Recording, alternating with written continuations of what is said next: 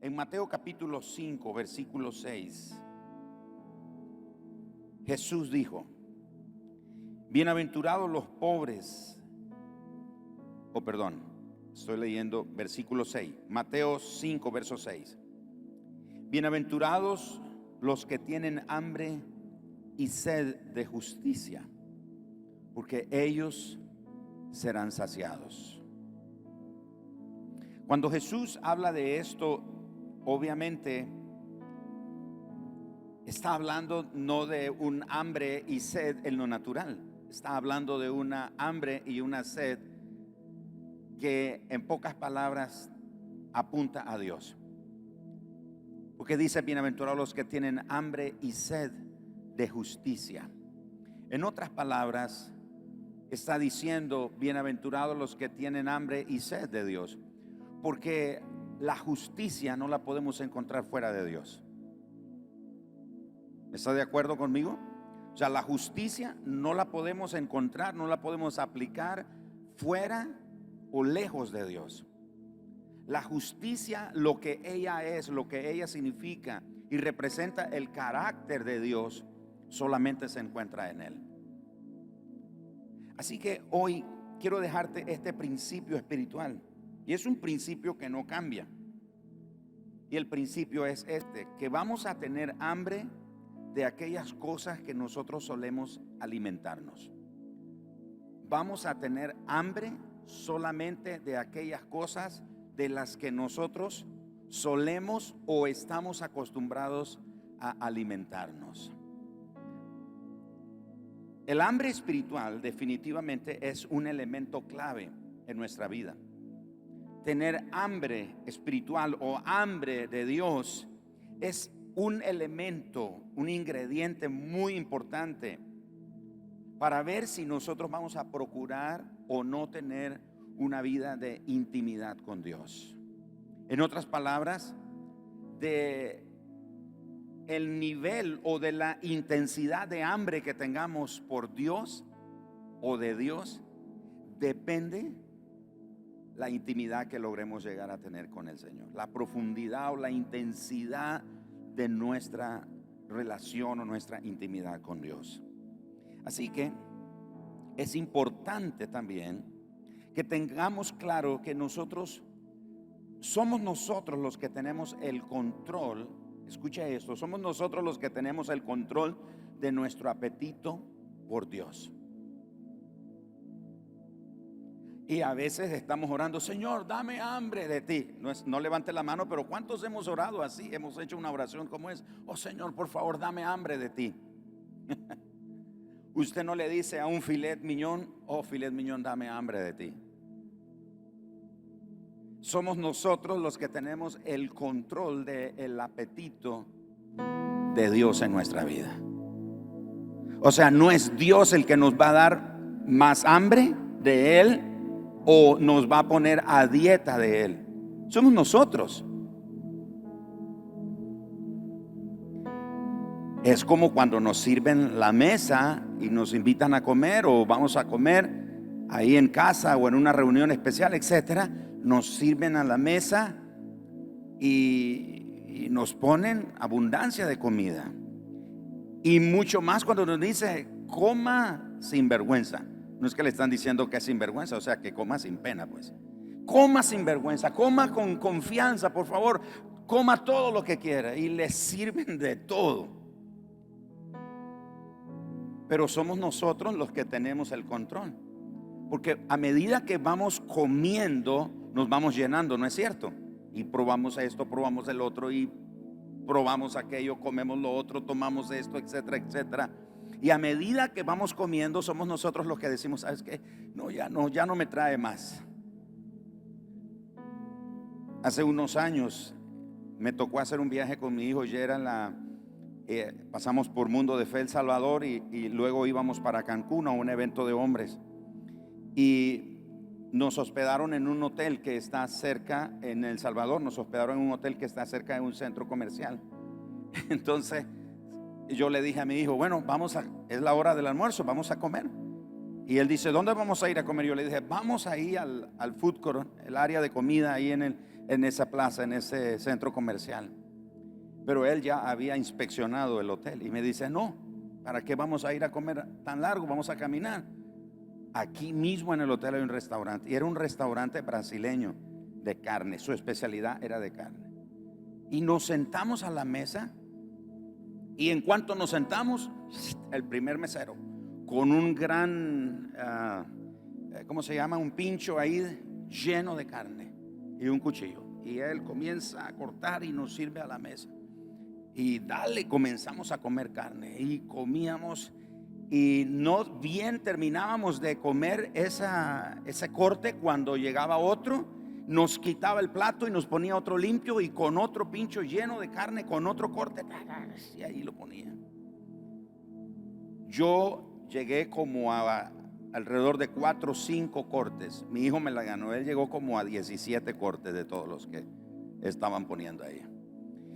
Y entonces yo le dije al mesero: mire, ya, por favor, no nos traiga más. Aunque mi hijo no estaba muy de acuerdo con eso, pero ya no nos trae más, por favor. Y este mesero dijo: es que usted tiene, no nos fija. Yo no me fijé, no sé si él ya sabía eso, pero yo no me fijé que había una ficha que tenía un color verde. Y dice: mientras esa ficha esté ahí en color verde, le vamos a traer todos los cortes de carne sabidos y por haber. Y yo le digo: ¿cómo hago? Solo dele vuelta. Y cuando le dimos vuelta ya era rojo. Entonces ya, yo dije: rojo. Y Gerald no estaba muy de acuerdo con eso, pero ya estaba, al menos yo ya estaba lleno, ya no quería más. Uno tiene el control de su apetito. Así que usted dice: pero es que mire, yo quiero tener más hambre de Dios, pero parece que Dios no me quiere dar más de Él. Es que no es Dios el que va a tener el control del apetito, es usted.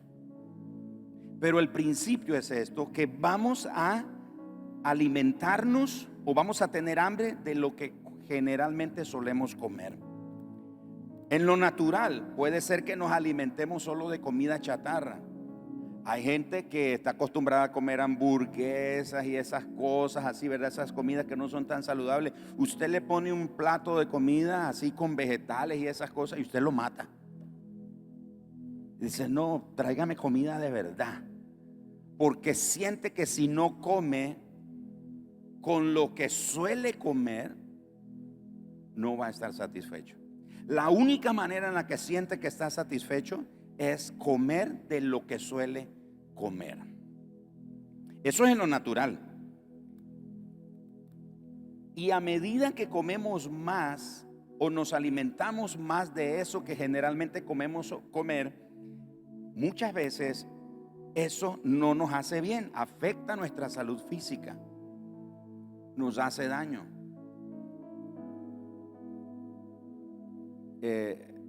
Ya mañana es sábado, ¿no es cierto? Y tradicionalmente hay gente que el sábado se tiene que comer su nacatamalito.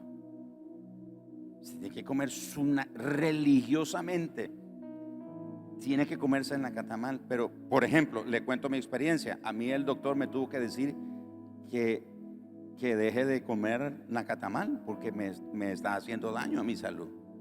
Y me despedí con una tamuga que el pastor Eden Valle me invitó en enero. Y cuando el doctor escuchó de la tamuga, dice: y después usted me está pidiendo medicina después de estar comiendo tamuga. Y dije: no, eso fue en enero, me despedí con la tamuga.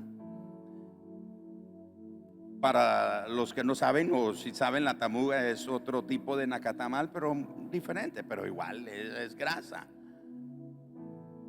Así que generalmente de lo que nos alimentamos muchas veces no hace bien a nuestra salud. Y este principio es igual para nuestra vida espiritual. Nuestra alma desea aquello de lo que nosotros solemos alimentarnos. Nuestro espíritu tiene hambre de lo que solemos nutrirlo. Por ejemplo, puede ser que estemos nutriendo nuestra vida espiritual con deporte, y no hay nada malo en hacer deportes. Pero si solo es eso lo que le da a su espíritu o a su vida, Para otros puede ser películas. Para otro puede ser el chisme de las estrellas. Están siguiendo, pero ellos sí se saben los nombres, los seudónimos, los apellidos de solteros y de casados, cuántos, ¿cómo se llama? Cuántos millones tienen, cuántos seguidores tienen. Conocen todo de sus estrellas, pero no se saben el versículo otro más corto que dijo el pastor: orar sin cesar. Porque se alimenta. Ahora usted dice: pastor, pero usted se está refiriendo a gente que no viene a la iglesia. No, estoy hablando de los que venimos a la iglesia. Porque el que está afuera, que no tiene una relación con Dios, pues obvio no se va a alimentar de Dios. Entonces hay gente que se alimenta de la farándula, por decirlo de esta manera. Hay quienes se alimentan, por ejemplo, de conversaciones malsanas. ¿No dijo el apóstol Pablo que las malas conversaciones que hacen corrompen las buenas costumbres? Hay gente que se alimenta, lo único con lo que se nutre es lo que está oyendo, lo que están hablando la gente ahí, lo que está escuchando. Otros se alimentan en los asuntos de los negocios. Así que tú tienes que ver con negocios y está alimentándose en eso. Ahora, debo de aclarar, no estoy diciendo que, por ejemplo, negocios, deportes y cosas por el estilo que sean malos, no, pero no deben de ser la prioridad. No debe ser eso con lo que alimenta su vida.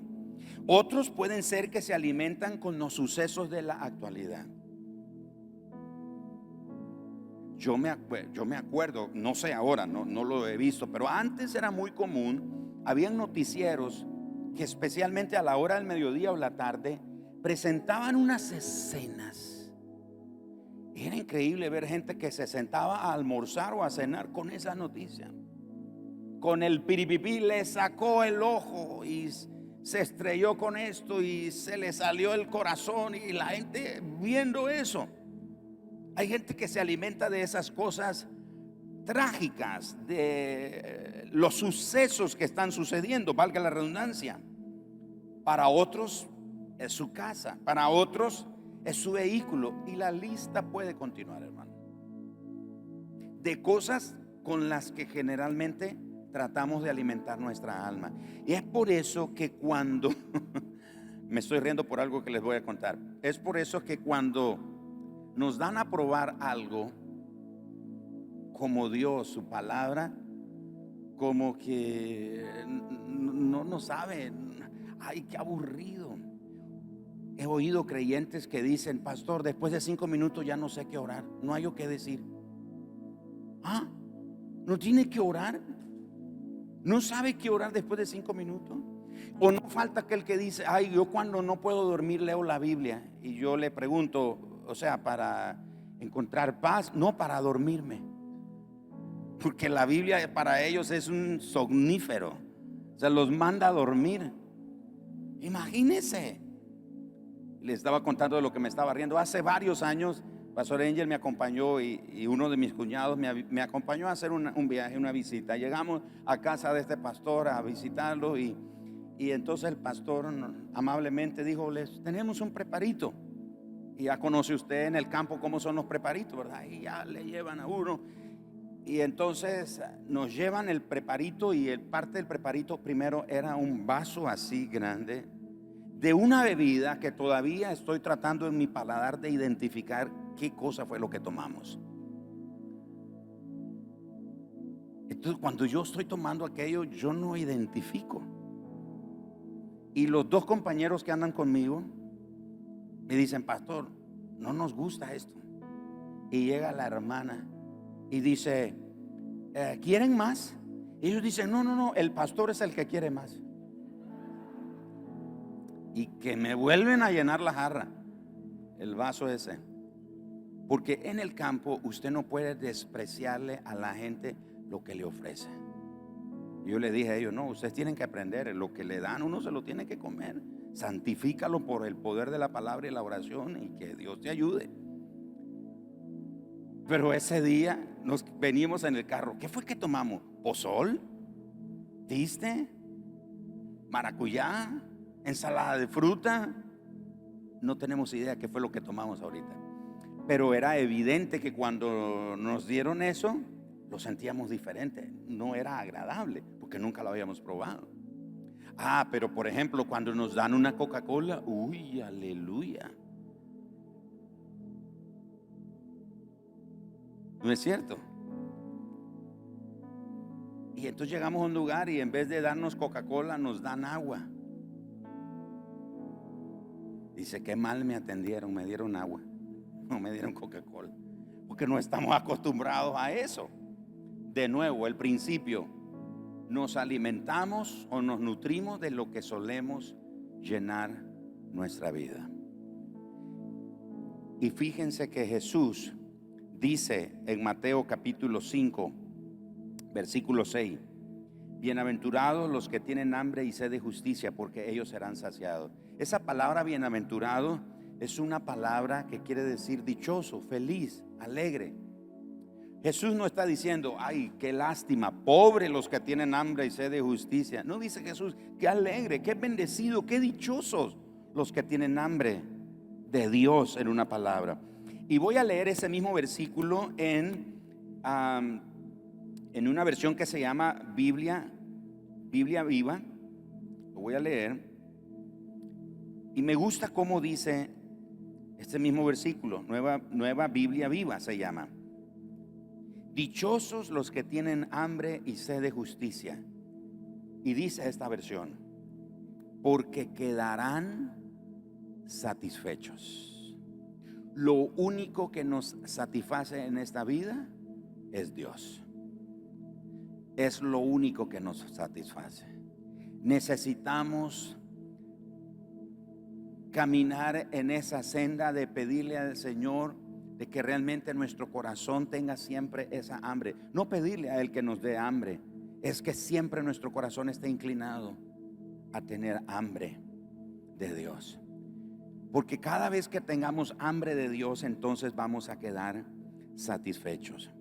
Así que si nos alimentamos, por ejemplo, de la palabra de Dios, de la oración, de conversaciones espirituales con otros hermanos. Hoy el pastor Juan y yo tuvimos un buen tiempo conversando. Hace un par de semanas un pastor me invitó a desayunar, a compartir. Nunca me había reunido con él. Escuchar las historias de fe, los testimonios de lo que Dios está haciendo en su vida, en su ministerio, eso lo alimenta a uno. Esas son formas en las que podemos saciar esa hambre de Dios.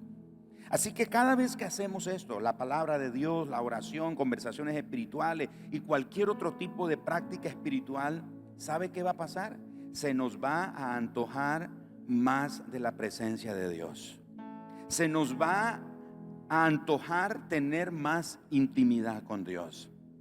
Si usted siente que no tiene hambre de Dios, es porque probablemente en su espíritu, a su alma, no lo está alimentando o nutriendo con aquello que realmente su alma necesita, que son las cosas de Dios.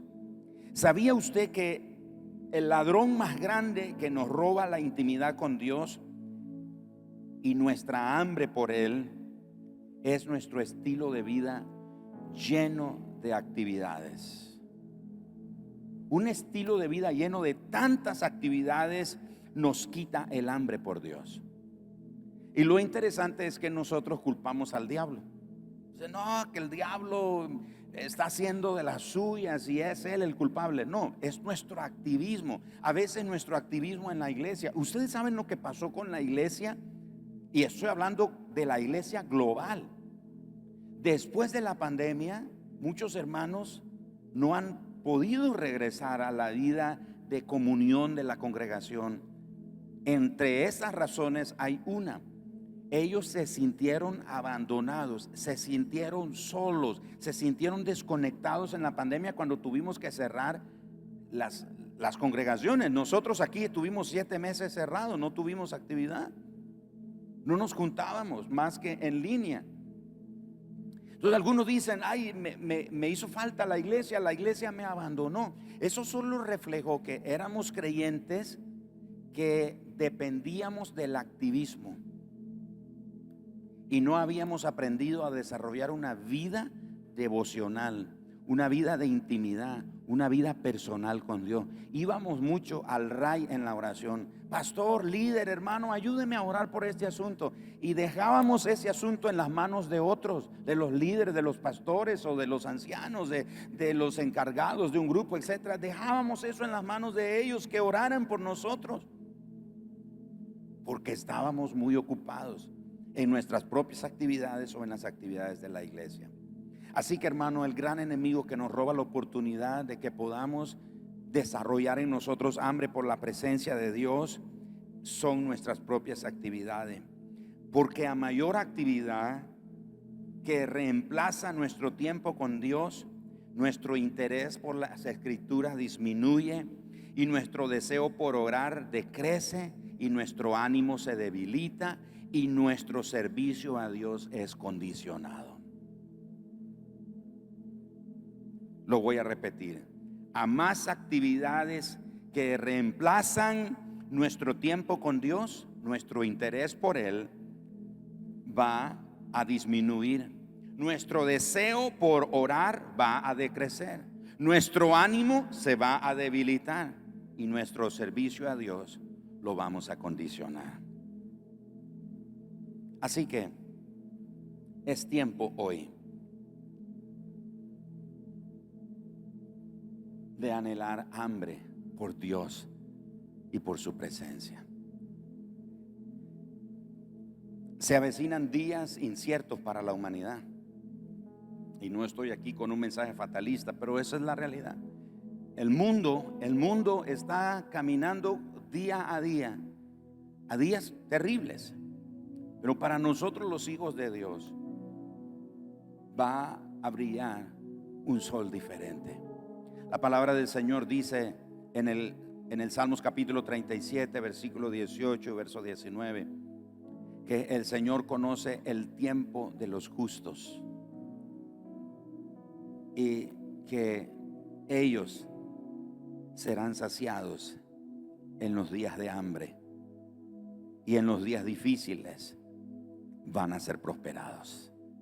El mundo está caminando cada día hacia un colapso y una necesidad, una crisis, pero para nosotros hay una promesa diferente. Es una promesa de Dios diciéndonos a todos: acérquense. Y mira qué lindo cómo el apóstol Santiago lo menciona: acercaos a Dios y Él se acercará a vosotros. Así que tal si esta noche hacemos una oración, como suelo decir yo, una oración peligrosa, una oración atrevida. ¿Y cuál es esa oración atrevida o peligrosa? Señor, me quiero acercar más a ti. Porque a medida que nos acercamos más a Dios, como decía el pastor Juan hoy que empezó su predicación, algo muere en nosotros. Y la única manera de que algo pueda morir en nosotros es que nos acerquemos más a Dios. Y a medida que nos acercamos más a Dios, obviamente todo lo de Dios nos va envolviendo. Dios está en el mismo lugar, esperando que cada uno de nosotros nos acerquemos a Él.